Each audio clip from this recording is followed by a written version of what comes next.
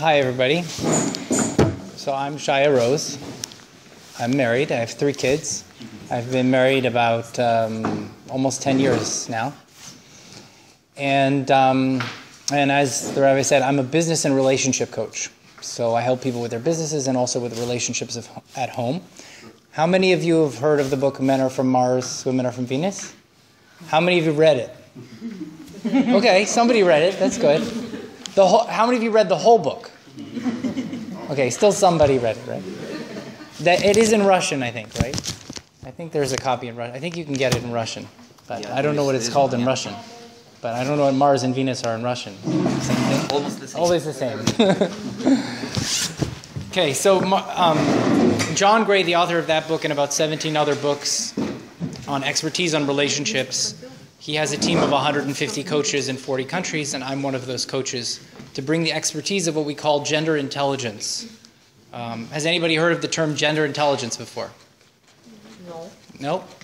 I don't. No? Okay. So gender intelligence is about how we can create an awareness of how men and women are different, and we can practically apply that into our lives to make our relationships better by understanding how men and women are different, not by just saying they are different, they're from Mars, they're from Venus, but really understanding on a deeper level what that difference is and how it impacts us on a daily basis. So first of all, I'd just like to say that, of course, keep eating, feel comfortable if you have to get up, get any food, and also feel comfortable to raise your hand, ask questions, and participate a little bit as we talk through it. So I'll speak for a bit, and then we'll save some time for questions at the end. So if you do have a question, you can save it for the end, and then we can sort of have a discussion around those questions at the end. Okay. Any questions? Okay. Not yet. Okay, so let me ask you a question. Why do people get divorced? Can anybody tell me? What do you think the reasons are that people get divorced? Lack of communication. Okay. It's unaccountable difference. Differences. That's how it's. Yeah, unresolvable differences. Unresolvable. Okay. Growth versus no growth. Growth versus no growth. Okay. Somebody's growing, somebody's not growing. Anybody else? The interests go separate ways. Interests go separate ways. They say we're like 2 different people living under the same roof. Loss of interest. Loss of interest, right? Money finished. They have no money. There's no money. Okay. They stop trying. They stop trying. I like that. They stop trying. Okay. So what I'd like to suggest is that all of those answers, which are all great answers, and they're all true, that's a lot of what people say when they have a personal experience or how we view somebody when they get divorced. But really, when relationships fail, and talking about 2 people who do love each other, got married to love each other, and build a life together. So this was a serious and meaningful relationship that they were trying to build. But I want to say that all of those are really symptoms of what the actual problem is. They're all sort of symptoms. They're the way that the real problem that was in that relationship played out. And the real problem in the relationship comes from 2 things.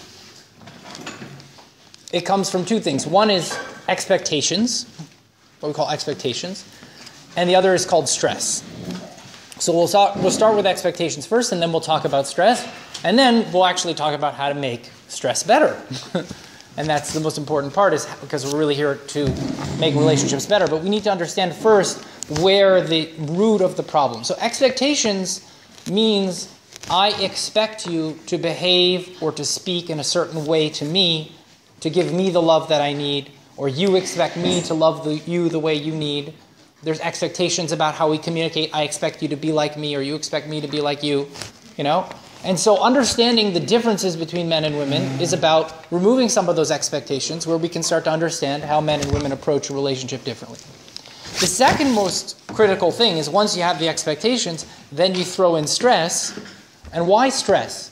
Because there's lots of stress in the world. Has anybody here have stress? Yeah? Right? Everybody has stress. So you have stress from all different sources. But the thing is that if you have a lot of stress in your life, but your relationship is something that brings down your stress, then you always go back to your relationship to connect to lower your stress. But if you have stress in your life and your relationship is something that increases your stress, then as someone said here, you start to drift apart. Or could be worse, you start to fight apart, you know? You start to break apart. So stress, managing stress and dealing with stress in a relationship is very, very important.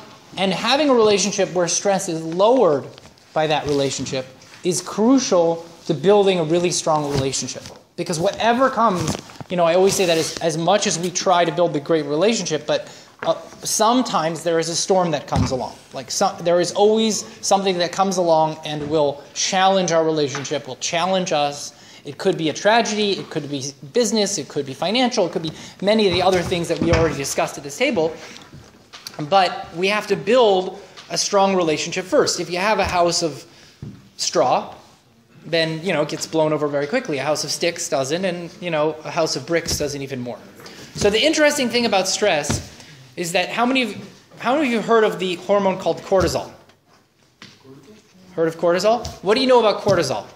Hormone of stress. It's a hormone of stress, right? What else?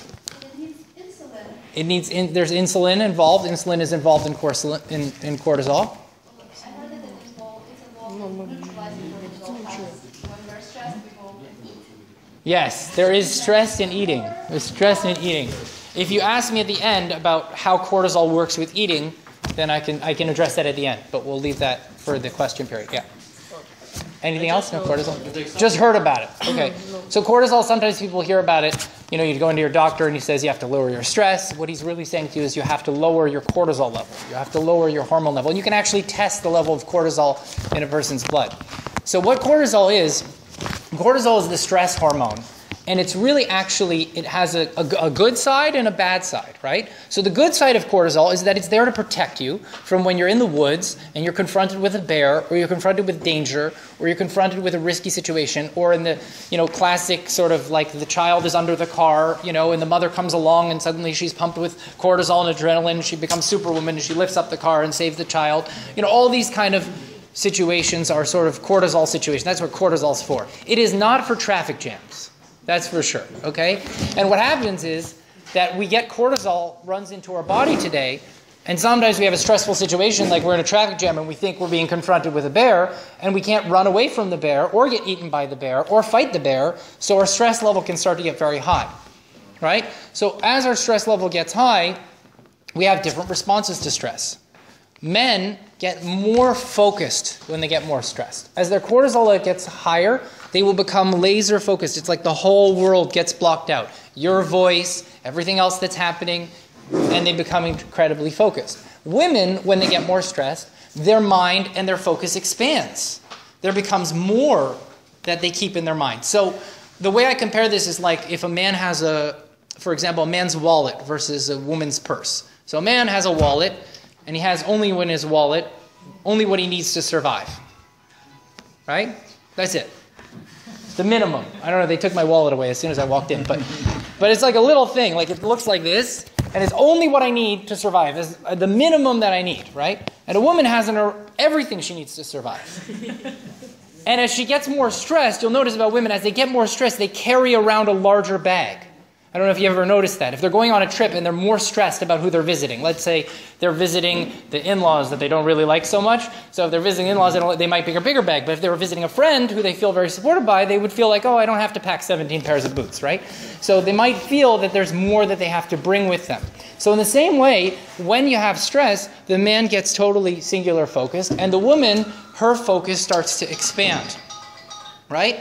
So what happens very often is when a couple comes home today, is that you have both couples coming home from work, and the man comes home, and actually what happens to the man is as soon as he walks into the house, he looks for something to relieve his stress. Does anybody know what he looks for to relieve his stress? Remote control. The remote control. And what is the remote control really connected to? What does it usually involve? Relaxing. Couch. The couch. That's right. The couch is the way the man lowers his stress. It is a stress-reducing activity. They design couches actually that flip up the legs. Those are the extra stress-reducing. They've even got ones that have the remote built in, so you don't have to get up, right? And so the couch, and the reason the couch does is because when a man sits down on a couch, his body starts to relax. And when his body and his muscles start to relax, he starts to rebuild a very important hormone called testosterone. So testosterone, when testosterone raises in a man, then his cortisol level starts to go down. So the man goes immediately home and he looks for that couch. And what happens when she comes home? She sees him on the couch. She sees him on the couch. Just get off the couch. What are you doing on the couch, right? So she comes in, her cortisol level is very high, she's really stressed out, and she looks at him and she's like, and he's sitting there like, on the couch or with the remote control, and she's like, how could you be sitting there? Why? Because they've done studies that women's cortisol level on average at work is twice as high, and when they get home, it doubles. Right? So all day, what's been happening to her, she's got this purse, and she puts one thing in it, and then she puts another thing in it, and then she puts another thing in it. Meanwhile, he's got a wallet, and he put one thing in, take one thing out, put one thing in, take one thing out. Whenever he's going through the day, even if he has stress, he's getting very singularly focused. So he's going through the day without building up that tension. But for a woman, her stress level is kind of building and building and building and building. Like at first it was just it was just like 5 degrees outside, and then it was 10 degrees, and now it's 15 degrees, and it's 20 degrees, now it's 35 degrees, now it's 40 degrees, now it's a heat wave. You got to stay inside. Anyway, so her stress builds up. When she walks in the door, that stress level doubles. Okay? And she can't reduce the stress with testosterone. That's the key. This is the key. One of the key gender differences is that just sitting on the couch will not lower her stress. If you take a woman and she's very stressed and you sit her down on a couch and let's say you take a man, you sit him down on a couch and you do a brain scan, okay? We do a brain scan. There is absolutely nothing happening, okay? He's sitting on the couch, his brain is just in shutdown mode. You take a woman, she's very stressed, you put her on the couch, you scan her brain, and the first thing you see in her brain is, why am I sitting on this couch doing this experiment when I have so much many other things to do? Okay? This is how she starts to feel. This is the most useless activity that I could do, right? So just understanding this difference alone, without any skills, without any improvement, if we just understand what the situation is when we walk in the door, we can start now to realize that we don't have to have the same expectations. That's where the expectations comes in, that I expect my husband to be off the couch. He's going for his stress coping method, and we haven't even talked about what her stress coping method is yet, because she's just really, really stressed and the couch isn't going to help. So, what we need to do is we need to increase a hormone for her. If you increase a woman's testosterone, like I said, sitting on the couch, it will not lower her stress. What you need to do for a woman is raise a different hormone called oxytocin. Okay? Oxytocin is a nurturing hormone. It's a supportive hormone. And it works kind of like this. Testosterone works like this. Testosterone's like you have a car. The car has a gas tank. And you drive the car for a little period of time, and then the light goes on. As soon as the light goes on, you get right to that gas station as quick as possible, and you sit it there, and you do absolutely nothing. So this is what men do, is they are active, they're busy, and then they're resting. And then they're active, kind of like men go to war, and then they have off for 2 weeks. And then so men are very active, resting. So that's how it works for men. For women, it doesn't work like that. The hormone oxytocin works a lot like a lemonade stand. So you have the little girl goes out and she sets up her lemonade stand outside, right? She gets a big jug of lemonade, and the whole neighborhood comes over and she gives them all lemonade, and everybody loves her and she loves them, and we're having a fabulous time. Oh, it's all wonderful until the lemonade jug is empty. Now it's not so wonderful anymore because there's a line. Her lemonade is so delicious that there's 50 people lined up, and there's all these people that need her, and there's no one supporting her. So now the little girl would go back inside and say, Mom, I need more lemonade, quick, there's 50 people waiting outside. Right? That's what she would do. But if in real life, you don't always have that support to turn to. So what happens is a woman will be giving and giving and giving, and they'll never really rest. But when they give and give and give, eventually they cross a certain line where they're giving lovingly, and now they start to give, and resentment starts to build up. So that jug is very important. Another thing that before we even start to work on the skills of relationships or improving relationships, is to understand, a woman to understand her oxytocin level is very related to her stress. Now, why is this such a challenge today for women, especially? Because the world has changed a lot for women in the past, whatever we want to call it, 50, 100 years, depending on how many changes you want to look at. How has it changed? is that women used to be supported by women, right? They used to live in a community of women. And what did you need a man for? You needed a man because if you didn't have a man, if you weren't married, you might be as good as dead, okay? Because you couldn't own a piece of land, and you couldn't get a job, and you couldn't provide for yourself, and you sure as heck did not want to be farming in a field for 20 hours a day. So you got married because you said, you're going to keep me safe, and you're going to keep me secure. And like my great-grandfather did, he went out to the farm for 16 hours, or whatever it was, all day, herding cattle. He was a cattle farmer out in Western Canada, and he used to go out and herd cattle, and she would stay at home, and she would take care of the whole house, because she would say, I'm happy to do everything in this house, because you're out there with the cattle, and I really don't want to be out there dehorning cattle. That's one of the things they do on the farm. It's very messy, okay? Sharp horns. It's a messy job. So over history, women really worked out an arrangement. They were like, we're going to get the men to do the really messy job, the really job we don't want to do, that's dangerous, like go into the jungle. And so when a man would go into the jungle and hunt, and then he'd come home, he'd walk in the door, when he came home, and they'd say, thank God you're alive. Come, sit down, you don't have to do anything else. I'm so grateful that you're alive, because if you're not alive, I'm dead. Okay? So I'm grateful that you're alive. And where would she get all of her support for what she had to do, right? Well, she got all of her support from her community. Okay? She got her support from her community. Those community were a community of women. And the way to get support from those community of women was you give to the community and somehow you will get back. You don't really give to yourself. You're concerned with the needs of others, and you build relationships with others, and then when you will need, they will give back to you, right? So everybody whoever was having a baby that year would get all the blankets and the clothes, and people would make meals, and then it would go back the other way. Now that's supportive of women community. You can see all over the world. And the more, even today, there's a documentary called A Happy Year, okay? You may have heard about it. It's about in Siberian tundra. Okay, these men go into the Siberian tundra to be trappers. They're gone for 3 months. No cell phone, no calls, no text messages. If I didn't text my message to my wife in 1 day, she would be like, what happened to you? Are you dead? These are 3 months, okay? How do these women survive? Because they're so grateful for these men to go out and do this dangerous job that they create a support system of women to care for each other. Now what changed is that women started going into the workplace. Now the workplace was not a supportive community. Very often women had to work alone. They had to work competitively. They weren't supported. They were giving more than they were receiving back. Even though they were receiving back money, they weren't receiving back support. And so they came home, and instead of coming home and being at home with a whole bunch of support, they came home and now they walk in the door after a long day and they're alone. And that wouldn't happen before. The idea of a woman raising children or caring for a house alone was not a reality until the modern times. It just was, women did not do anything alone. In fact, the philosophy of women was, why do something alone when we can do it together? And the philosophy of men was, if I could do it alone, why would we do it together? It's a waste of energy, right? And think about the car. If I can drive to the store in one car and get something from the store and come home, why would I drive in 2 cars, right? And women would say, at least we'll be together, right? We don't want to be alone, okay? Because this is really what lowers a woman's stress, is this feeling that she's not alone. So when she's alone at work and she's working hard and then she comes home and now she sees him on the couch, so now she feels twice as alone. That's where that stress level doubles.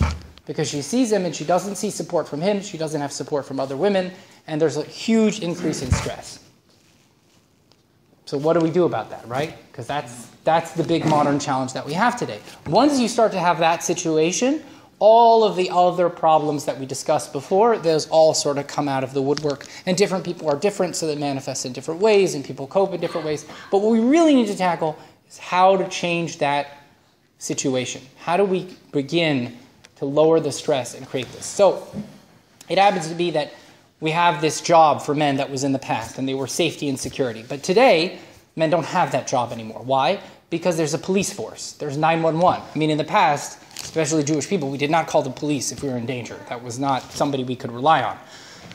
But today, we can call the police. There's an alarm system. We have a certain safety. We have a certain security. A woman can go out and work, so she doesn't have to have a man work for her. So what does she need him for?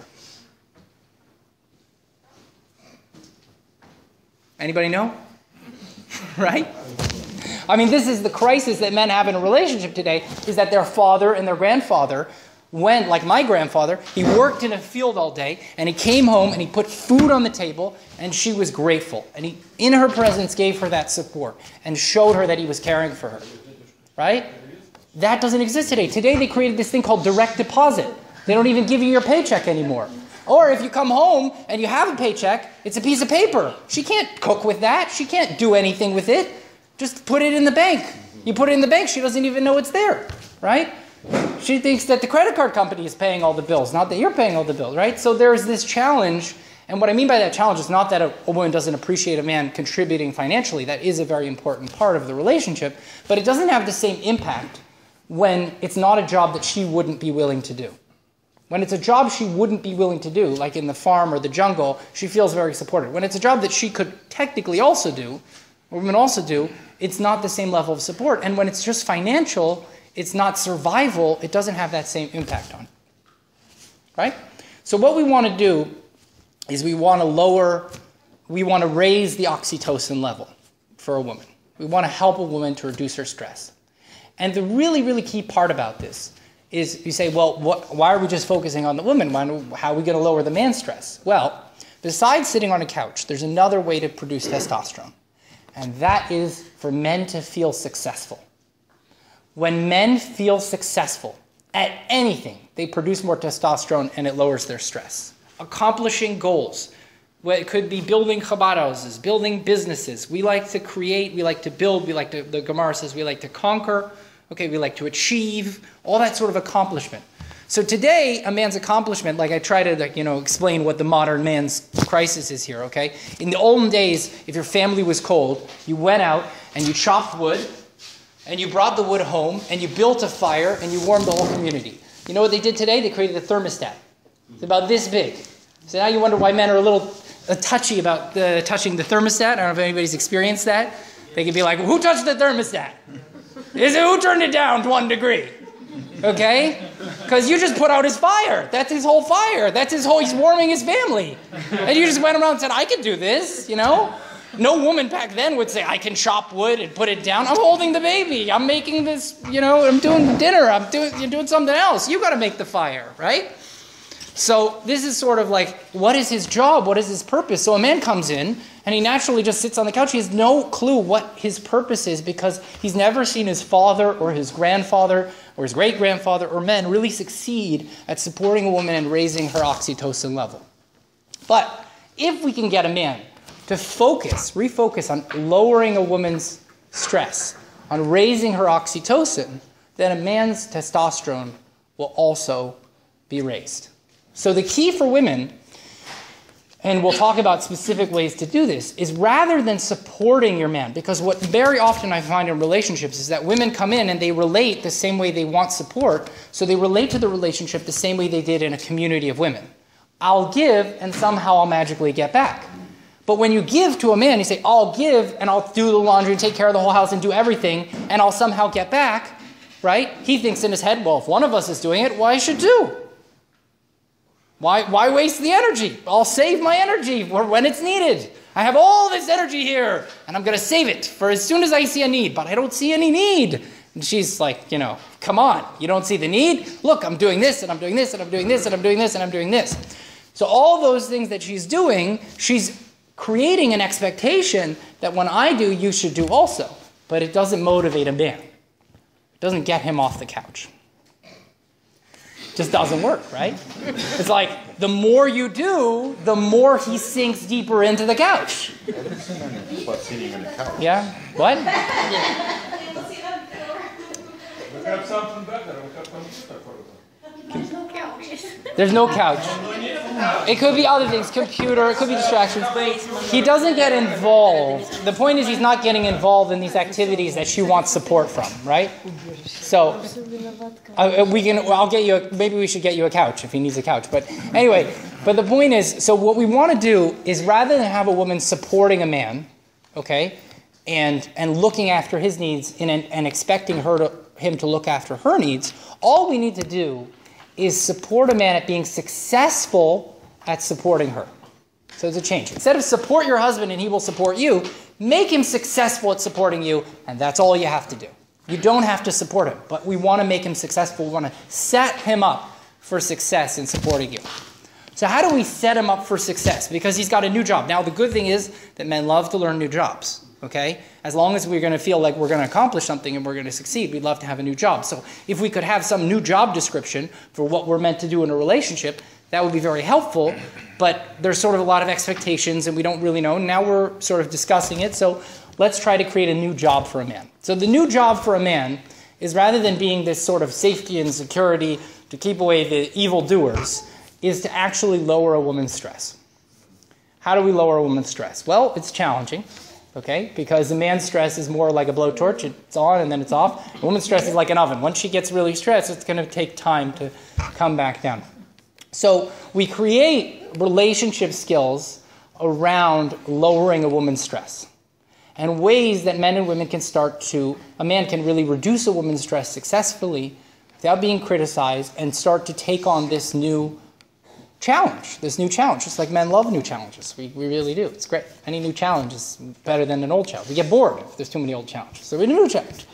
Okay, so these skills are, I don't know if we'll have time to talk about all of them, but because each one really we could discuss for an hour, but what we call them is the first is help, okay?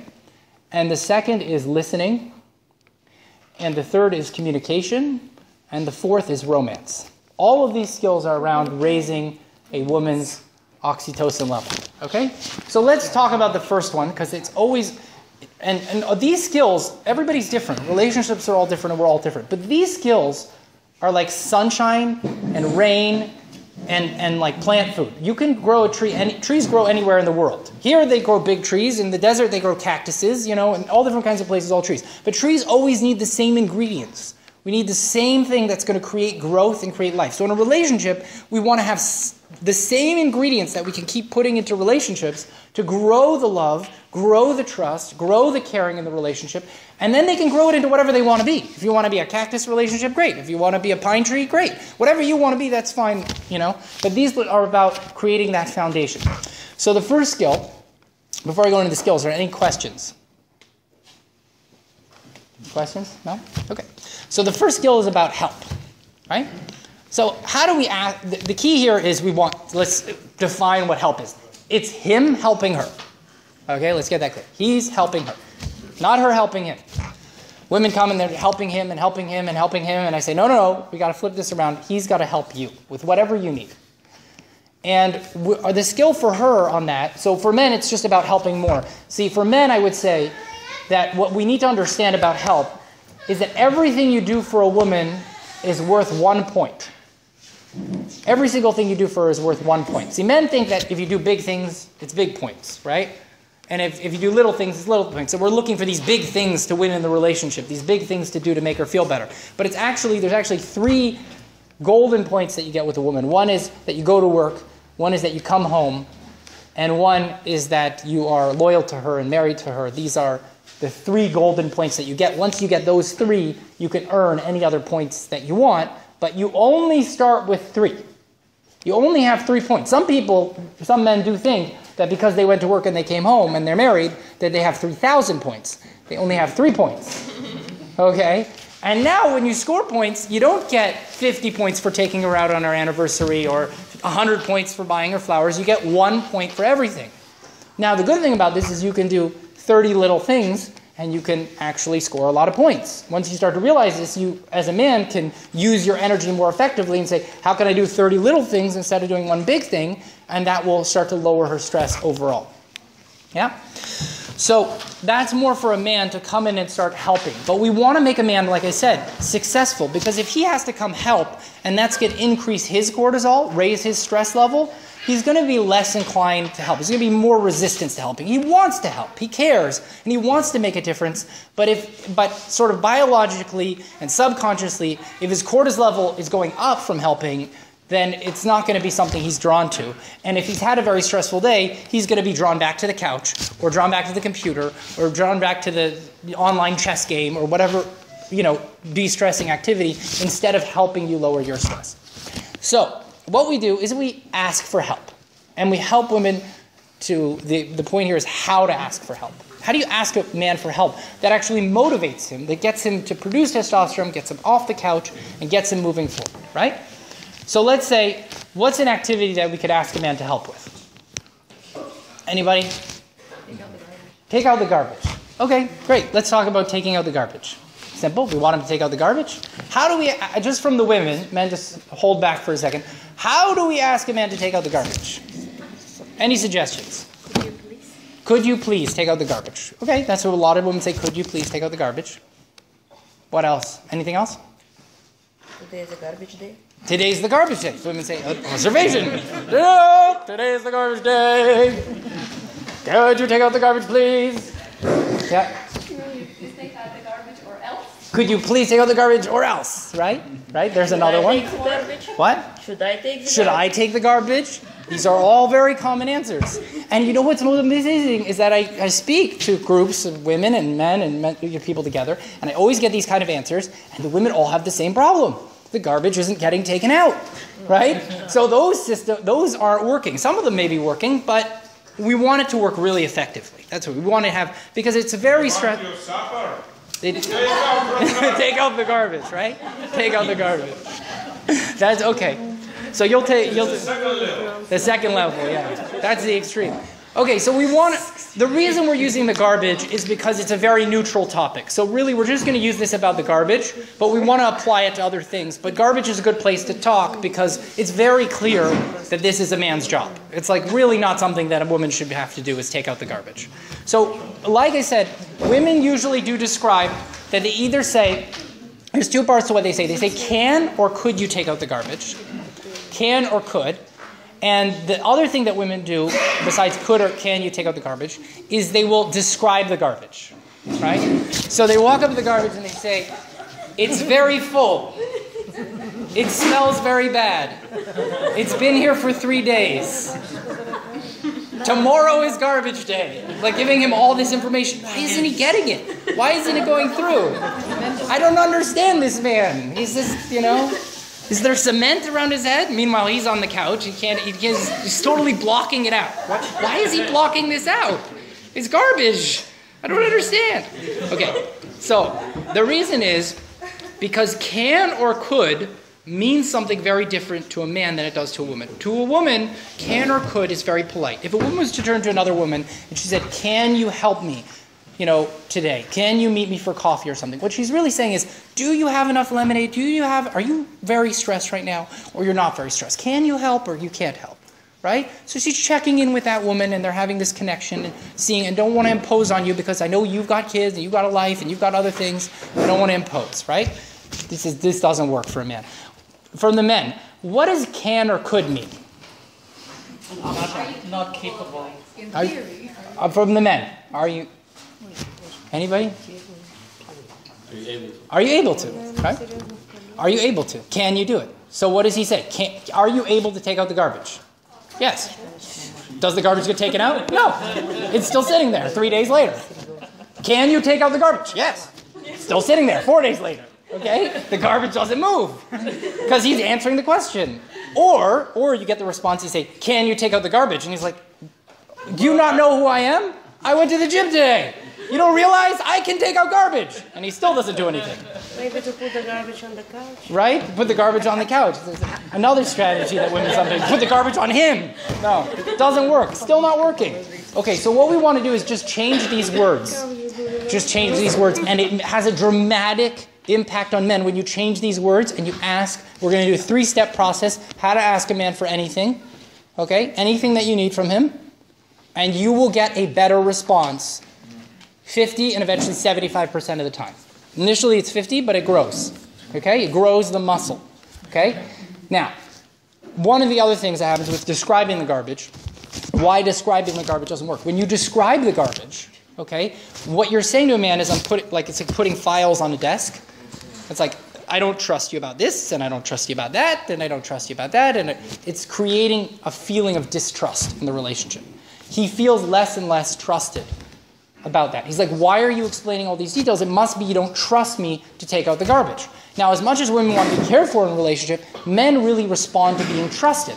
If they're not responding to being trusted, resistance starts to build up, there's a lot of negativity and so on and so forth. So we want to make sure that our request is in a way that we show him we trust him.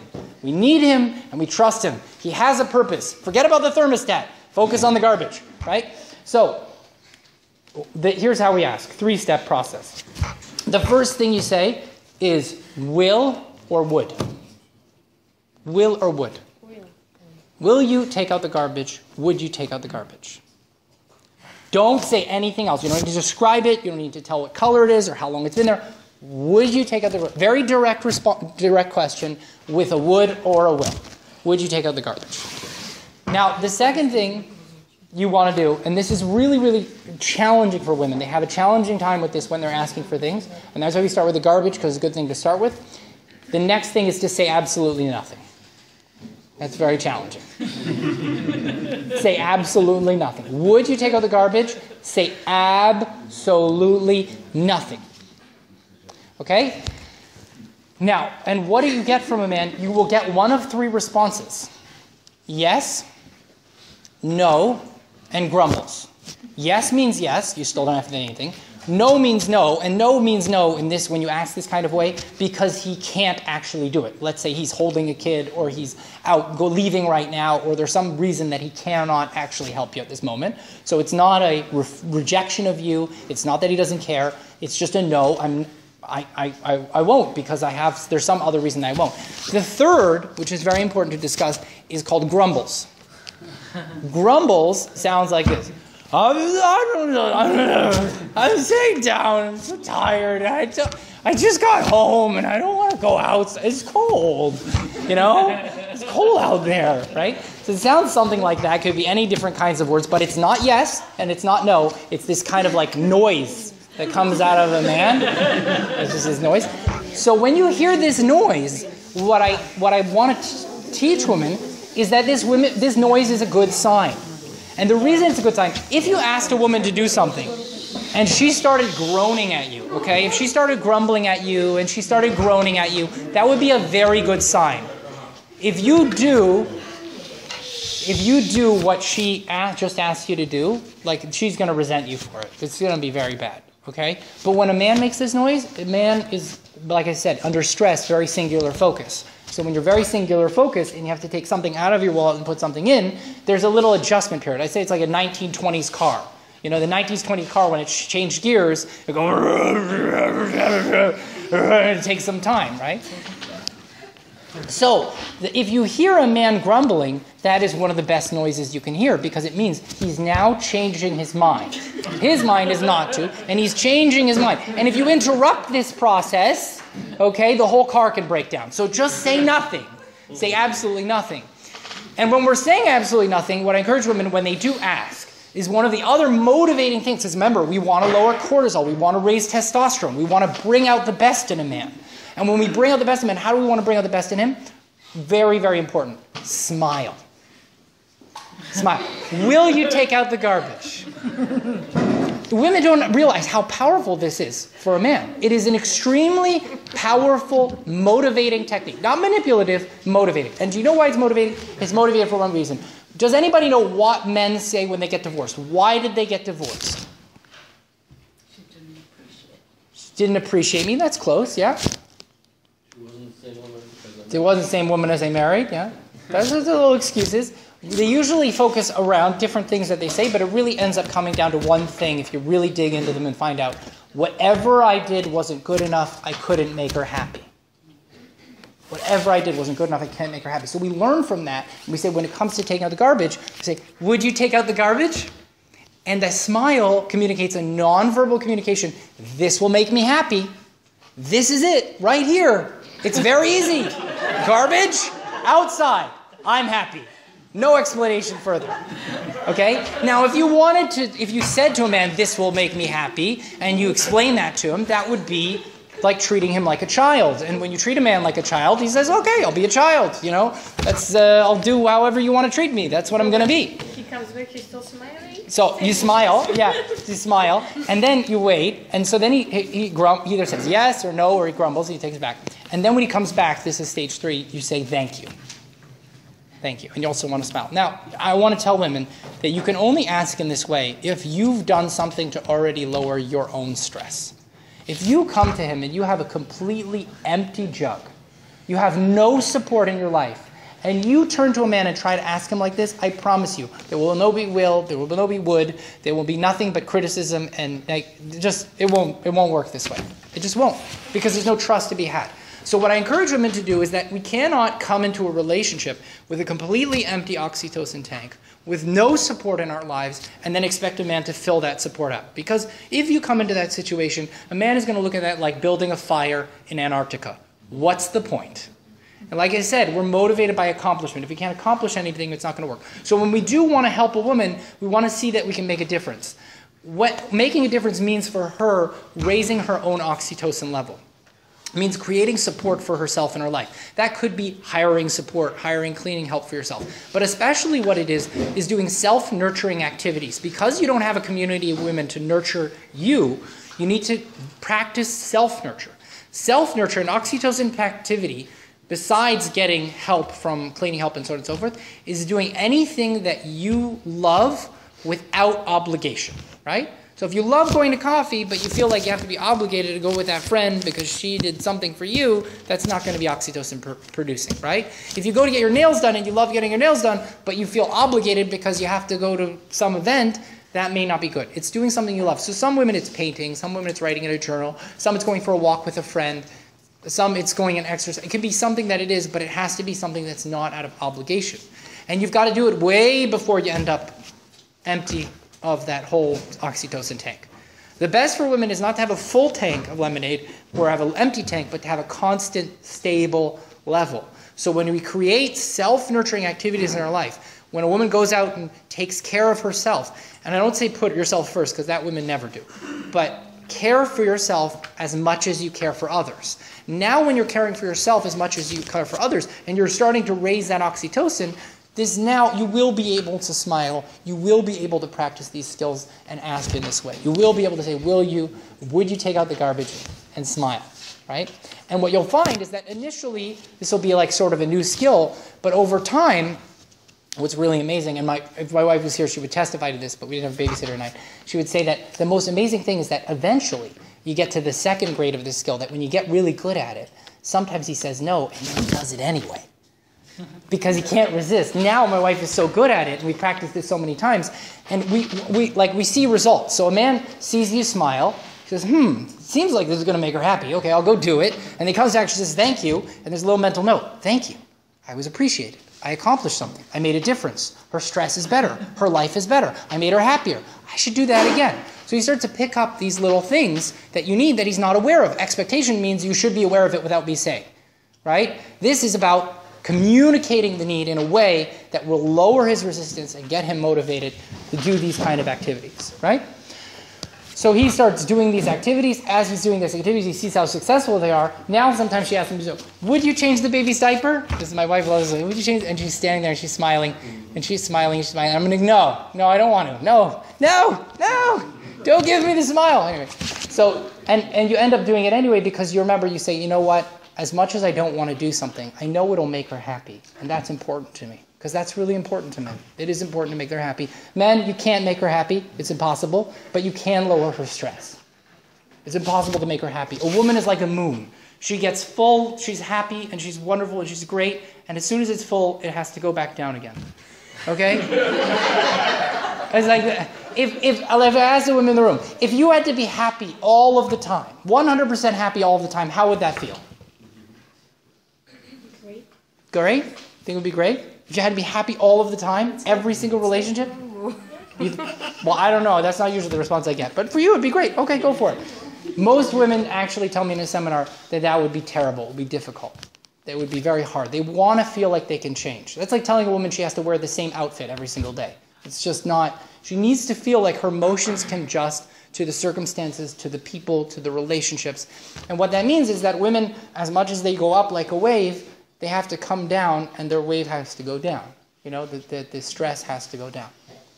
Okay? So we want her to raise up, and we want her to go down. So really, it's not about making a woman happy as much as it is about supporting her through this cycle that she has of feeling happy, and then feeling less happy, and then, and going down into her well and letting go of those sort of negative feelings. So we're trying to support her during that time to bring help into the relationship. And that's the first skill. So before we move on to another skill, just see, because time and how people feel, we can do another skill, or we can have a few questions if you have any questions about that. Could you just define what you said about expectation? Which part? You just said expectation is... Expectation, in this situation, an expectation is I have needs, and if he cares about me, he will do them without me asking. That's an expectation. He can care about you and not know what you need. That's a reality. So if we don't have a way to communicate what we need, there's not going to be a lot of progress in that relationship. Not with the garbage, not with the dishes, not with anything. And women do really need help at home because we're usually both going out to work, both coming home, and so women want a man to share more of the responsibilities at home and some of the activities at home. And men are happy to do things that will make women happy, that will reduce her stress. But if he does it and takes out the garbage and she says, thanks a lot, or she says, finally, or these kind of comments, or she dumps the garbage on his head, or she throws the garbage on the couch, what does he get the message? Well, if I go out and take out the garbage, and I come back, I get yelled at. So I'll just sit here and get yelled at. Save the energy. Why do I have to waste the energy and go out and get yelled at when I can just sit here and get yelled at or get reprimanded? So there's no, there's no motivation. There's no reason to use the energy. We're very conservative of our energy. Men come off the spaceship from outer space, the International Space Station. When they come off, they walk. The women walk off, and the men come off in a wheelchair. Okay, they really do. Their muscles atrophy. We run out of energy. We run out of that gas. So I do recommend to women that when he comes home, I do recommend that before you, now that we're a little more gender intelligent, before you jump on him and start saying, will you take out the garbage? Would you do this? Would you do that? If you just let a man sit for 15, 20 minutes, he'll sit there, and after about 15, 20 minutes, one of two things will happen. He'll either get up or he'll go, ugh. And that's a cue that now he's available. He's still stuck in traffic, He didn't get home yet. So he's now available. Now, if you've never experienced that before, it's because what happens when he first comes home and sits on the couch is that normally without this discussion, a woman, suddenly her radar goes up and says, available man, he's available man. So she goes right to bug him, before he's got the gas thing in the car and pumping the gas, and therefore the gas never gets replenished and he never gets an opportunity to really help you and be successful. Yeah? Sorry, you had a question? No? Yeah? So do you think that this would work for like a teenager in the house? Yeah, it really works. It works well. It does work well for teenagers. It works well for children also. With children, it's very good to ask will and would. Even with girls, it can be good to ask will and would. With girls, you can be a little more back and forth with can or could. It's a little more gentle for them. But with boys especially, will and would. And the reason it doesn't work for them is because for the same reason. Children, naturally, the deepest part of a child is that they want to give their parent nachas. So usually, if there isn't a good response to that, it means there's some other problem going on that the child is trying to communicate. When children are showing resistance to helping their parents, there's usually something that's bothering them, some other problem. But that's another. So there's another ways to address that problem if you don't get a proper response. But this is a really important skill: is asking your children to doing things, not ordering them and demanding them and treating them like they really are. I do so much for you. Now you belong. You must do all of these things. They're children. They don't know what to do. We have to teach them. And one of the great ways to teach people is to teach people with an open and honest and communicative response and request that is powerful for them. Taking away garbage or washing dishes is a very particular thing that you could be asked for and do as a man, right? Yeah. The other approach is why not doing something? And you're asking, what is something?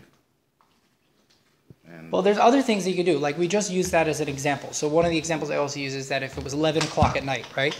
And my wife turns to me and she says, this is not something we knew when we were first married. Believe me, we had a very difficult first year of marriage, and we took us many years. And only after about 7 years did we even hear about this book and John Gray, and that's another story in itself. And we started to use these skills. So now my wife would know that she would turn to me and she would say, would you go get some diapers for the baby? Right? It's 11 o'clock at night, right?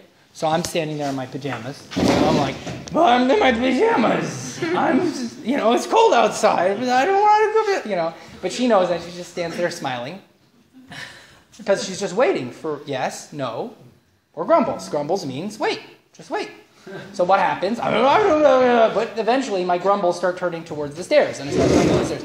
I'm grumbling. And the stairs are grumbling. I'm grumbling. And I go all the way down to the car, and I turn on the car, and the car grumbles with me. I'm driving the car, and I'm driving. And I get to the store, and I get in the store, and I pick up the diapers. And immediately, as soon as I pick up the diapers, everything changes for a minute. At that moment, he suddenly has succeeded in overcoming all of his resistance. He's a hero. This is the heroics of a man today, 11 o'clock at night, to defeat his own resistance and become domesticated, right? So he's like, I did it. And he's imagining now coming home to the wife who's going to say thank you and be appreciative and so on and so forth. So this resistance, understanding this resistance in men and letting them have that resistance. Like, resist, go ahead. Resist. It's okay to resist. And then a man something changes his mind where he says, I'm resisting, but I could make a sacrifice. And sacrifices are great for men. We love that's like going to war. That's like fighting for your country. That's like such a masculine testosterone thing. Suddenly you could turn diapers into a battle against my inner will. This is like, it builds but the key is it builds testosterone. When you build testosterone, you lower stress. So she gets the support she needs, lowers oxytocin. Imagine what a woman's support would be if she uses these skills. And now she feels, I have a man who I can ask anything I need from him. And if he can do it, he will. That's tremendous support. That's tremendous support for her. If we can bring in that tremendous support, her life will transform right away. That's one. Yeah? That's the one. That's one. You want to hear the second one. So we want to go on to the second one, or it's a little late? But, yeah. So if a woman asks something, now a man knows how to react. But what if he doesn't know? She's not verbalizing anything specific, just like everything's wrong. He doesn't even know what to say. He wants to help, but he doesn't know Right. what to do.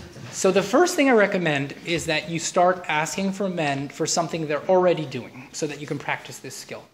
And the thing is, sometimes women say, well, I've asked him for the garbage or I've asked him for these so many times. Maybe now I should start asking and he should start getting it on his own.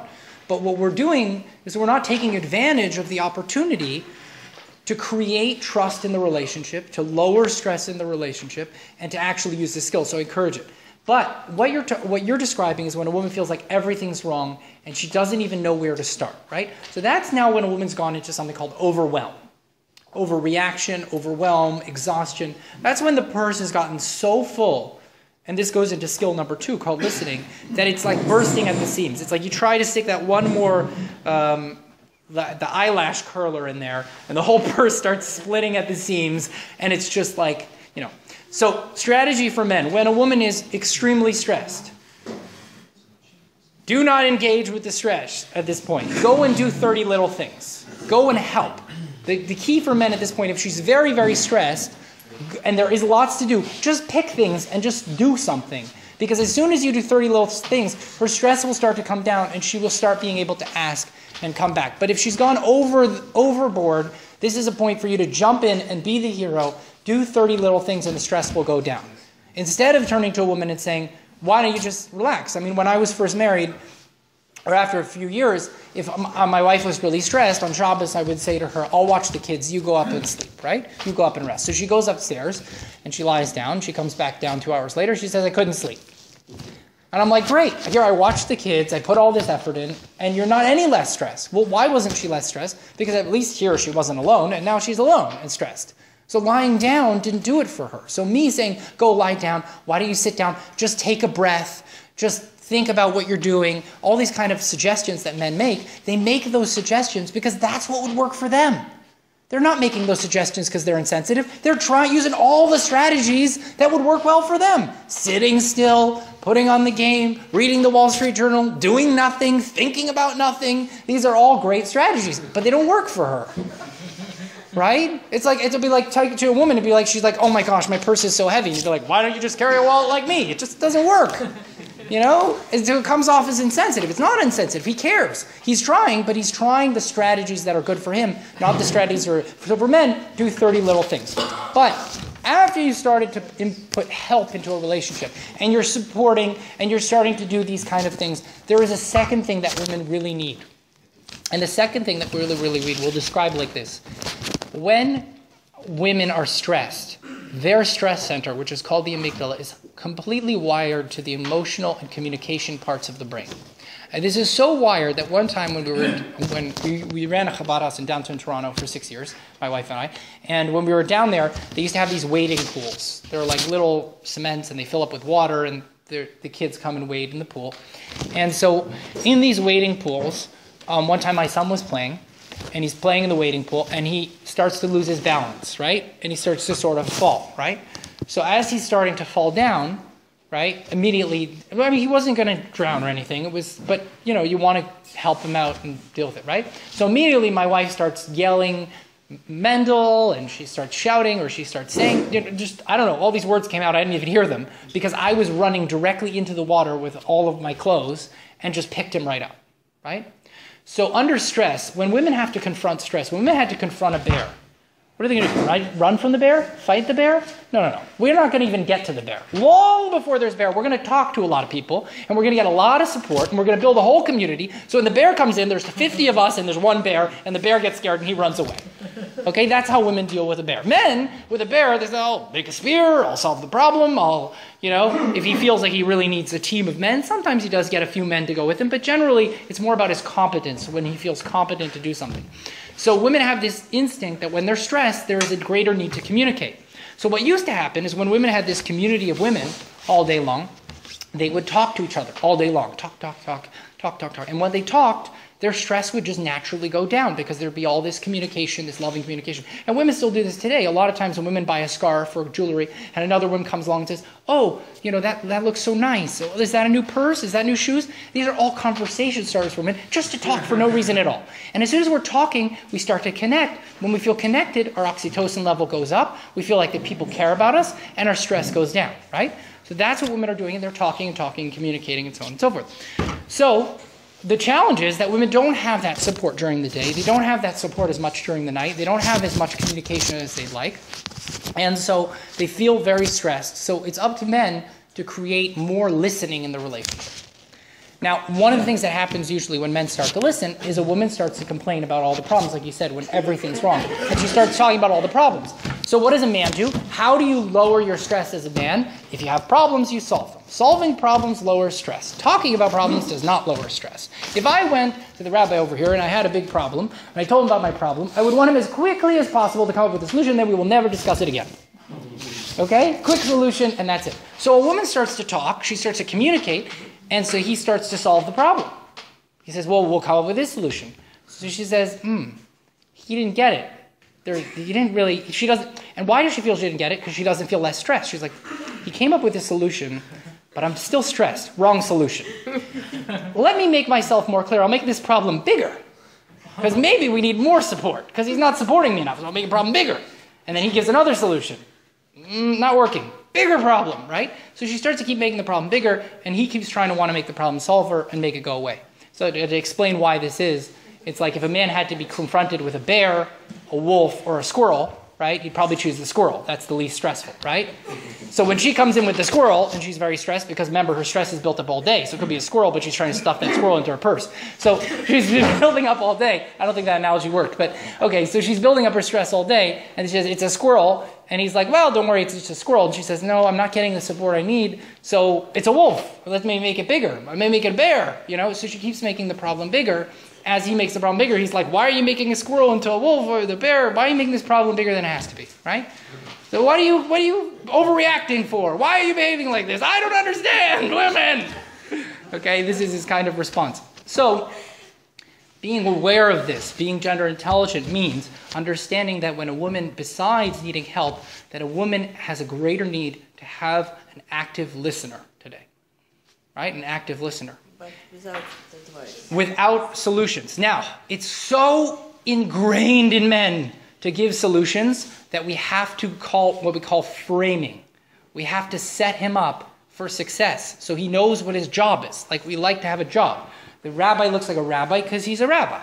If you go and work at Metro, you wear a uniform for Metro. If you go to a business meeting, you wear a tie and a suit. You want to dress for your job, right? So we want to set him up for his job. How do we set him up for his job? It's similar to what we did before with asking, but there's a little modification because we want to make clarity about what the job is. So it goes like this. It's called a Venus talk. after the kids are in bed, after things have been done, she's now still very stressed because she has, like I said, can't just relax. Even if all the tasks have been done and he's supported her, sometimes that's just not enough, like you were saying, that she's just overwhelmed. And so she says she can introduce, or if he's smart, he might already pick this up. But it's good in the beginning for a woman to ask for it. And it's good even all along the way to ask. We always want to have a woman asking more and a man doing more without even being asked, right? So they go hand in hand. Would you listen to me for a few minutes? Pause. When you pause, men think that you're thinking about what you're saying. Women don't have to pause, but men really think that you've really thought about what you're saying. So pause. You don't have to solve any problems. Pause. If you just listen and I can talk, I'll feel so much better. Right? So we've now created a framework for what his job is. Now, in a man's mind, he's going to be like, I don't have to solve problems. I can just, okay. You know, at first he might be a little like, kind of look at you weird, like, well, why would this help? I don't understand. This would be the worst thing in the world for me. If I just talked and no one was going to help solve my problem, I'm either going to solve it myself and not talk to anyone, or I'm going to go ask for help and get someone to solve the problem. Why would I talk about a problem I can't solve? But that is how women are. They say, we can't solve men say, if we can't solve a problem, let's just forget about it. And women say, well, if we can't solve a problem, let's at least talk about it. Because we'll feel connected, we'll all feel better, right? So let me just talk. So would you listen to me for a few minutes? You don't have to solve the problems. If you just listen and I can talk, I'll feel so much better, right? And now she starts to talk, right? Now, this is where a man has to use all of his warrior skills to hold in all of his wonderful solutions. Hold them back. Keep them to yourself, okay? It's like you've got this great card in your back pocket. It's the winning card, but if you play it at the wrong time, you will lose. So put your solutions back and sit back and watch. And this actually can even reduce a man's stress. You want to know why? Because men also have something that they see that has a lot of problems, and they can be really big problems, and they don't have to solve them, and it reduces their stress. We call it CNN, right? So they turn on the news. There's people dying in Africa. Don't have to solve that problem. I can just relax, okay? This is a problem I don't have to solve. I've been solving problems all day. This one I definitely don't have to solve. And the bigger it is, the better, because it's a big problem I don't have to solve. I can relax even more. So he sits back, and he starts to listen. And he starts to hear that things are going on. Now, I have to tell men that whatever she talks about in the first 2 minutes, don't be smart and think that you've got it, because men love to show they're competent. Oh, I got it, right? It's this problem. No, because the problem she really wants to talk about is usually about at minute 7 to 9. Okay? It's 7 to 9 minutes in that she's going to tell you what's really bothering her. Okay? So it's 10 minutes. We call it a Venus talk. And this is a skill that John Gray has used and taught people around the world to use. He's been using himself for 30 years. It dramatically improves relationships. So she starts to talk. There are only 2 rules about this. 2 rules about it. For a woman, you cannot talk about him or your relationship with him. That will ruin it completely. There's no way he can listen. There's other times to talk about that. That's not what this time is. This is a sacred space for her to talk about her day, talk about her week, talk about whatever's on her mind. And what it is, it's like she takes her big purse, and that's all full and ripping at the seams, and dumps it out on the table, and sorts through it all, and decides what she has to put back in. And men, you don't have to do a thing, but just listen, right? Now, when you listen, it's very important that women feel that you are really listening. So what happens with listening is that men they'll be like, are you listening to me? He's like, yeah, I'm listening, right? And she says, no, you're not listening. Why? Because he's like, well, 10% of me is listening, and I'm using 90% to do something else, right? Look how efficient I am. I only need to give 10% of listening to hear everything you're saying, and he can repeat back what she's saying. But that doesn't create oxytocin. It doesn't create support. What creates support is 100% listening, not solving problems, just listening, sitting back and listening. And it can be a little hard for men to focus, so I do recommend that men sometimes, when they're starting to learn this new skill, they get better at, we always get better at things, but this is a new skill, is to maybe just have like a pen in your hand or something, it's fidgeting a little, Don't look at your cell phone, you want to look at her. But you want to have something to keep you, like, tap your foot or something, just to keep the focus, because she's going to go over here, and over there, and over here, and there, and then there's all these things coming out, and it's like, okay, I don't even understand them all. I don't know what this eye curler is, what the lipstick is, or whatever came out of there. I don't even really understand it, but I'm listening, right?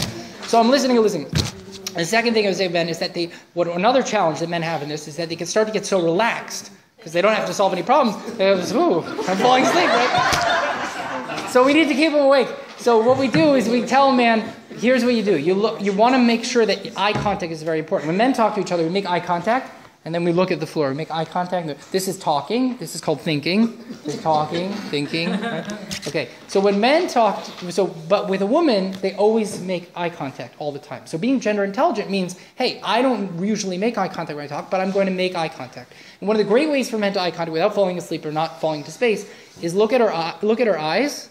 Look at her nose, and look at her mouth. Then look at her eyes, look at her nose, look at her mouth. Eyes, nose, mouth. Eyes, nose, mouth. And women may say, what is this crazy thing? Men will actually really, really listen when this is happening. Because it only takes about 1% or 2% to do this little eyes, nose, mouth. And the other 90% will be listening to every single thing that you're saying, right? So you're listening and listening and listening. And then there's a little bit of cues here sometimes, like halfway through. She's talking about the problems, and she's talking about this problem and that problem, this problem. And you start to understand, she's like, wow, there's all these problems. They're all interconnected. I never realized that they were connected to each other, right? So she's talking about them. And then she says, how about like 5 minutes through, right? She'll sometimes seem like she's done. You're like, it was only 5 minutes this time, not bad. That's a mistake. Okay, she needs another 5 minutes. And this is the way you get another 5 minutes. Is you can ask her, what else is bothering you? What else is wrong? What else happened to you? There is always a what's else. It's never what she first tells you. There are always about 10 or 20 things, just like she has 10 or 20 things in your purse that you don't even know are there. You just know her wallet because that's the only one you see come out. There's a whole bunch of other stuff going on. So we do want to ask her about what all those other things are. Now, in this, instead of solving problems, what we want to do is validate. So when she says something that's really difficult, so she might say, oh my gosh, I got to school, and as soon as I got out of school with the kids, I stepped in a huge mud puddle, and it was all the way up, and I didn't even know what to do, and that was what happened today. And so you want to validate that. So what you want to do is respond with, what is the feeling that corresponds to that event? So I stepped out of the car into a big mud puddle, it was all over my shoes and everything, right? So men would usually be like, that's tough, or something like that. But what we really want to say is something like, that sounds terrible. Okay? When she starts talking, don't make it better. Help her make it worse. That sounds terrible. My boss came in today, and he threw work down on the table at me and said, get this done by Monday. Oh, no. What are you going to do? I don't know. And the kids didn't eat any lunch. They didn't? Right? So these kind of comments make it worse. Why? Because, like I said, the wave has to go down in order to get up. The only way to figure out the purse is to clear it all out. Get it all out, and then we can start over again. Let the wave go down, let the moon go back to nothing, and then it can build up again, right? So when you start to do this, it's like one guy, I was talking to one husband, and it can be a little bit unnerving because we've been taught as men that an unhappy woman is a bad thing, right? We've been taught that you're supposed to make a woman happy. So when she starts getting unhappy, every bone in his body says, uh-oh. Like all the alarms start going off. She's unhappy, solve the problem, jump in. And you have to hold that back. And I remember the first time I did this with my wife, she was talking, and she was talking, and she was just first talking about the general stresses, and then she started talking about more things that were bothering her. And bit by bit, she got to some deeper issues, and I was listening, and I'm like, as I was going, I was like, this is not sounding good. Things are getting worse. Our life is getting worse. Everything she's describing is getting worse. We've gone from bad to worse to horrible, okay? And now we're at horrible, and every bone in my body is telling me, jump in, don't let her go there, don't do it. But I said, you know what? If John wrote it in his book, and he said it works, and lots of people said it works, so let me just try it. It was a little like experiment, see what happens. So sure enough, we got all the way to absolutely horrible, worst day of my life. And she cried a little bit, and then she sighed. She went like this. And I was like, okay, what's going to happen now? I don't know what's going to happen. Okay, this has never been here before. We've never gotten to this place. It's never happened. I've always solved the problems. But she just sighed. I don't know what to do next time. I did nothing. And what ended up happening was later that day, she called me up and she said, I'm having the most wonderful day. I just wanted to tell you, thank you so much for listening. And I feel so great. I feel wonderful. I think I lost weight. And, and I'm just thinner and I feel beautiful and I feel wonderful. And her whole attitude, her whole mode changed. And we helped her change. We helped her go from this place where she was stuck up here, being happy all day with everybody at work. And now we let her unload these different negative emotions and then come back and then go back up. Now, it doesn't always have to go that deep. As one guy actually described to me, I taught him this skill and he went back and then he gave me feedback. And what he said is, he said, well, there's the regular every day that you have to sort of clear out the activities of a day. But then he said, every once in a while, there's like this, this once a month or once every couple of weeks where you have to sort of go a little bit deeper in those 10 minutes and really get out the dirt and grime and the challenges that are there. And what he described to me was like, he said, I can't believe it. He's like, it's this dark tunnel. And I always saw the dark tunnel. I said, don't go down there. I don't want to go down that dark tunnel. But when you go down the dark tunnel, you find that there's light at the other end. You find that the woman warms up in the relationship and she feels so trusting and she feels so caring. And what's so amazing about when you do this for a woman, men, what's so amazing when you do this, just 10 minutes of just eye contact and listening and naming those feelings, what ends up happening is that a woman has something from you she can't get from anybody else in the world. She has something from you that you give to her that no one else can give her, because even women cannot give this to other women. Because when women share in this way with each other, one person shares for 5 minutes and the other person shares for 5 minutes. And so there's this exchange. So you get support, but you also have to give support. In this way, when listening to a woman, you can give 10 minutes and at the end of it, you don't have to listen to his problems. You want to know why? Because when he was listening to yours, he restored his testosterone, he felt successful, and he's successful at lowering your stress, he's forgotten about his. He's completely forgotten about them. Because he can't fix it, I'm going to forget about it as soon as he's stressed. He's felt successful at that. It's like the classic thing you say, should you go to bed angry?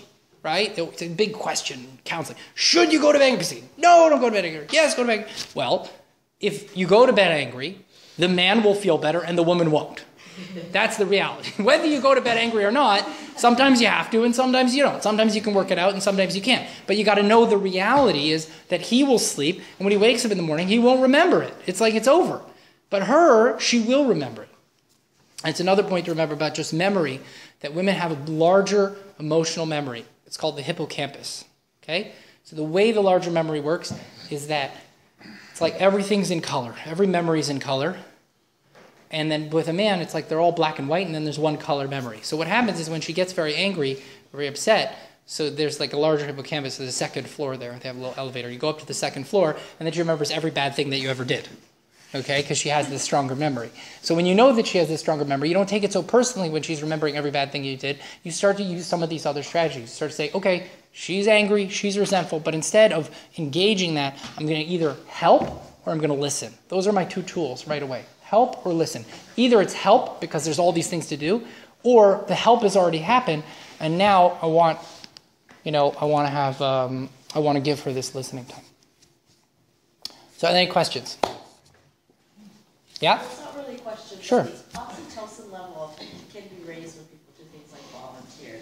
In terms of the thinking with the lizard brain, the amygdala, that's not such a good thing, this fight or flight response, because it lets you get a little irrational at times. You have to like overcome that. So the fight or flight response in the amygdala, the man has a larger amygdala than the woman. And the woman's amygdala, when stress enters the brain, 8 times more blood flows to the emotional part of the brain. The communication and emotion and connection, these are all the ways to alleviate stress. Now, with women, we always say fight or flight with the amygdala, but with women, the more appropriate words are called fake or fold. And what that means is that when your safety and security depends on having community. So how do you have community? Well, if you don't get along with the people, you either fake it and you get along with them anyway, or you fold. You're in the jungle and you scream for help when you don't need it and you get other people to come. So learning about how to get support from other women for women is about changing fake or fold into caring or sharing. Caring is like volunteering. Sharing is expressing your negative and getting people to share what your challenges are and what's with you, and then giving to others. Yes, giving to others does produce oxytocin. It's related to oxytocin, but like I said, it's like a lemonade jug. So if the jug is empty, you're not going to reduce your stress from volunteering. You ever seen the resentful volunteer? Right? You have one volunteer who's just nasty and mean. They've got an empty tank. If their tank was full, if they had taken care of themselves as much as they were volunteering for others, then they would be a wonderful, loving volunteer. So they're not supporting themselves as much as they're supporting others, or they're not getting as much support at home, and that's why that's happening. So volunteering is great and caring for others. We just need to balance that with sharing and getting cared for by others. Any questions? Anything? You can ask me anything about relationships at all. It doesn't have to be related to what it is. How do men get supported? Besides her sitting on the couch and zoning out, Yeah. how can we support men? We still don't know So, how men can support. yeah, so women always asking me, how can I support men? The way to support men is that if he is successful at supporting you, his stress will go down. He will feel more confident. There is nothing that is more powerful for a man than knowing that he can lower a woman's stress and make her happy. When he can lower her stress and make her happy, he will translate that confidence into every other part of his life. If he can make a woman happy, he could conquer the world. I mean, he will just take that and put it to work. Women are like, how do I get my husband to be more successful at business? Or how do I get him to be more confident? Or how do I get him to fundraise more for the Chabad house? Or how do I get him to be, whatever I need him to do that's outside of the house, that doesn't have to do with me? How do I support that? As much as if he is more successful at supporting you, he will be more successful at everything else in his life. It's not really about supporting him at all. It's about, really, for men, there's the three key aspects of love are trust, acceptance, and appreciation. Trust means asking him for help. Acceptance means sometimes he says no. Sometimes he's not what we want him to be. Sometimes he missed the mark. Sometimes he makes a mistake. And appreciation is about saying thank you. When you give a man those, when he supports you, when you receive what he's giving in this way, he is able to, you will in turn support him in everything else he has to do.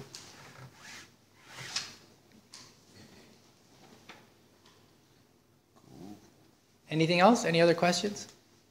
Anything about relationship? You ask me anything at all. No, we're all good? It's all fixed. Better. No problem.